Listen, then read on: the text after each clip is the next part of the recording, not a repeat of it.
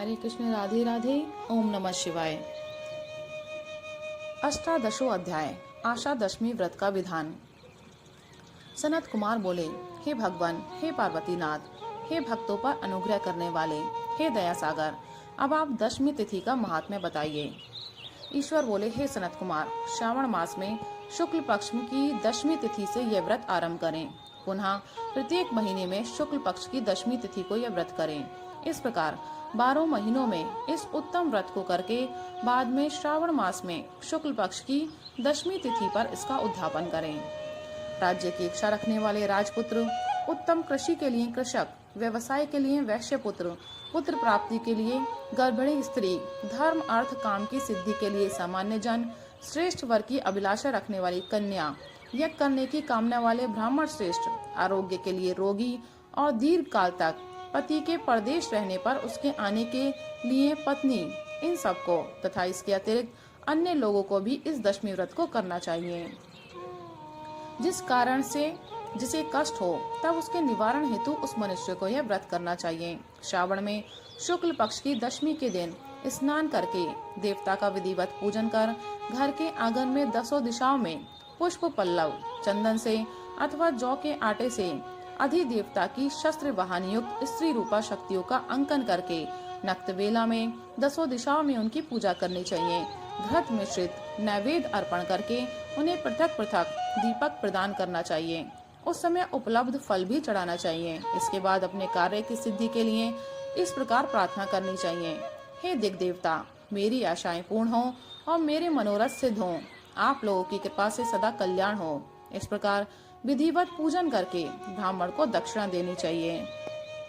हे मुनि श्रेष्ठ, इसी क्रम से प्रत्येक महीने में दशमी तिथि को सदा करना चाहिए और 1 वर्ष तक इसके करने के अनंतर उद्यापन करना चाहिए। पूजन की विधि कही जाती है, सुवर्ण अथवा चांदी की अथवा आटे से ही 10 दिशाओं को बनवाएं। तत्पश्चात स्नान करके भली भांति वस्त्र आभूषण से अलंकृत होकर बंधु बांधवों के साथ भक्ति पूर्ण मन से 10 दिग देवताओं का पूजन करना चाहिए। घर के आंगन में क्रम से इन मंत्रों के द्वारा दिग देवताओं को स्थापित करें। इस भुवन के स्वामी और देवताओं तथा दानवों से नमस्कार किए जाने वाले इंद्र आपके ही समीप रहते हैं। आप इंद्री नामक दिग देवता को नमस्कार है। हे आशे, अग्नि के साथ परिग्रह अर्थात विवाह होने के कारण आप आग्नेयी कही जाती हैं। आप तेज स्वरूप तथा पराशक्ति हैं, अतः मुझे वर देने वाली हो। आपका ही आश्रय लेकर वे धर्मराज सभी लोगों को दंडित करते हैं, इसलिए आप संयमिनी नाम वाली हैं। हे याम्ये, आप मेरे लिए उत्तम मनोरथ पूर्ण करने वाली हो।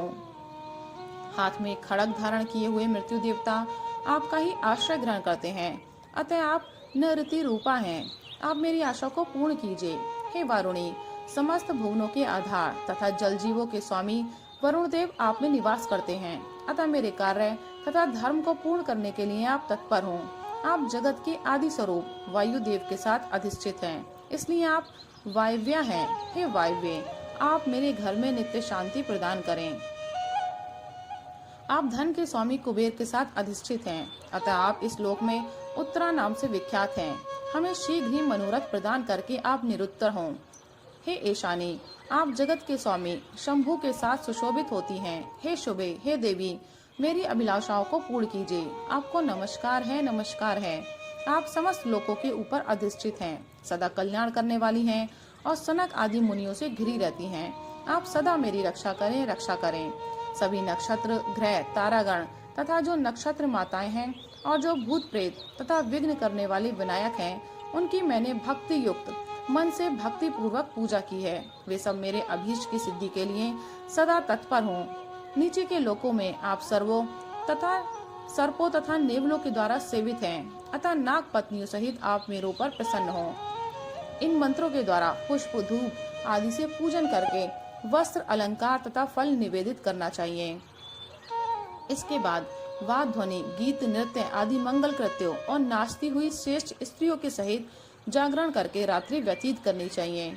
कुमकुम, अक्षत, तांबूल, दान, मान आदि के द्वारा भक्तिपूर्ण मन से उस रात्रि को सुख पूर्वक व्यतीत करके प्रातःकाल प्रतिमाओं की पूजा करके ब्राह्मणों को प्रदान कर देना चाहिए। इस विधि से व्रत को करके क्षमा प्रार्थना तथा प्रणाम करके मित्रों तथा प्रिय बंधुजनों के साथ लेकर भोजन करना चाहिए। हे तात, जो मनुष्य इस विधि से आदर पूर्वक दशमी व्रत करता है वह सभी मनोवांछित फल प्राप्त करता है। विशेष रूप से स्त्रियों को इस सनातन व्रत को करना चाहिए, क्योंकि मनुष्य जाति में स्त्रियां श्रद्धा कामना परायण होती हैं। हे मुनि श्रेष्ठ, धन प्रदान करने वाले, यश देने वाले, आयु बढ़ाने वाले तथा सभी कामनाओं का फल प्रदान करने वाले, इस व्रत को मैंने आपसे कह दिया। तीनों लोकों में अन्य कोई भी व्रत इसके समान नहीं है। हे ब्रह्मपुत्रों में श्रेष्ठ, वांछित फल की कामना करने वाले जो मनुष्य दशमी तिथि को दसों दिशाओं की सदा पूजा करते हैं, उनके हृदय में स्थित सभी बड़ी बड़ी कामनाओं को वे दिशाएं फलीभूत कर देती हैं। इसमें अधिक कहने से क्या प्रयोजन। हे सनत कुमार, यह व्रत मोक्षदायक है, इसमें संदेह नहीं करना चाहिए। इस व्रत के समान ना कोई व्रत है और ना तो होगा। राधे राधे, हरे कृष्ण, ओम नमः शिवाय।